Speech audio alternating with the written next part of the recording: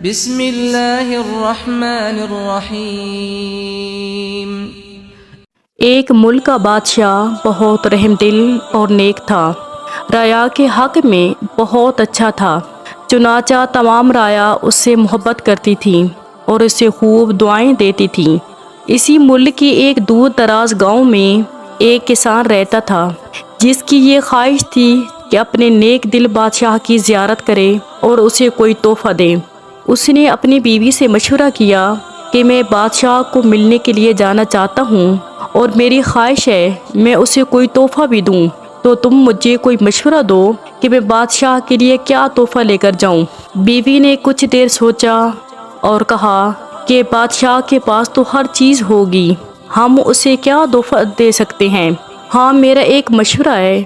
ہمارے گھر کے پاس بہنے والے چشمے کا پانی بہت میٹھا اور ٹھنڈا ہے، اور ایسا پانی پورے ملک میں کہیں بھی نہیں ہوگا، حتیٰ کہ بادشاہ کے پاس بھی نہیں ہوگا، تو تم اس کے لیے یہ پانی لے جاؤ۔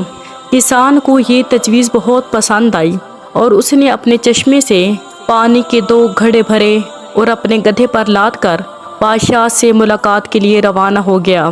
کئی ہفتوں کے سفر کے بعد کسان بادشاہ کے محل تک پہنچ گیا اور اسے ملاقات کی اجازت چاہی۔ اجازت ملنے پر بادشاہ کو تحفہ دیا اور اسے بتایا کہ یہ میرے گاؤں کے چشمے کا پانی ہے، اور ایسا میٹھا اور ٹھنڈا پانی آپ کو پورے ملک میں کہیں بھی نہیں ملے گا۔ بادشاہ کے اشارے پر وزیر نے گھڑے کا ڈھکن اٹھایا تو کئی ہفتوں کے سفر کی وجہ سے پانی میں بدبو پیدا ہو گئی تھی۔ وزیر نے بادشاہ کی طرف دیکھا تو بادشاہ نے اسے خاموش رہنے کا اشارہ کیا اور بآواز بلند سے کہا کہ ہم اس تحفے سے بہت خوش ہوئے، اور خزانچی کو حکم دیا اس کسان کے گھوڑوں کو سونے سے بھر دیا جائے۔ کسان بہت خوش ہوا۔ بادشاہ نے وزیر کو بلا کر چپکے سے کہا، پانی کو گرا دینا اور واپسی پر اس کسان کو اس راستے سے گزارنا جہاں ہمارے چشمے ہیں، تاکہ اسے علم ہو کہ ہمارے پاس پانی کے کتنے چشمے ہیں اور ان کا پانی کتنا ٹھنڈا اور فرحت بخش ہے۔ چنانچہ جب کسان کو انعامات دینے کے بعد ان چشموں کے پاس سے گزارا گیا تو وہ سمجھ گیا کہ اس کا تحفہ کتنا حقیر تھا، لیکن بادشاہ نے اسے حقیر تحفے کو بھی قبول کر کے اسے انعام سے نوازا۔ اس کے دل میں بادشاہ کے لیے محبت اور عقیدت اور بڑھ گئی۔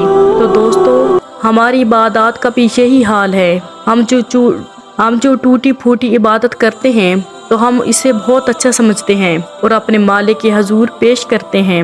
ان عبادات کی حقیقت معلوم ہونے کے باوجود وہ مالک الملک نہ صرف ان عبادات کو قبول کرتا ہے بلکہ انعام کے طور پر بیش بہا نعمتوں سے بھی نوازتا ہے، حالانکہ اسے ہماری عبادتوں کی کوئی ضرورت نہیں۔ خالق کائنات کی عبادت کے لیے اس کے لاکھوں کروڑوں فرشتے ہی کافی ہیں۔ اللہ پاک سے دعا ہے کہ ہماری عاجزانہ انکسارانہ عبادت کو اپنی بارگاہ میں قبولیت کا شرف بخشے۔ آمین ثم آمین۔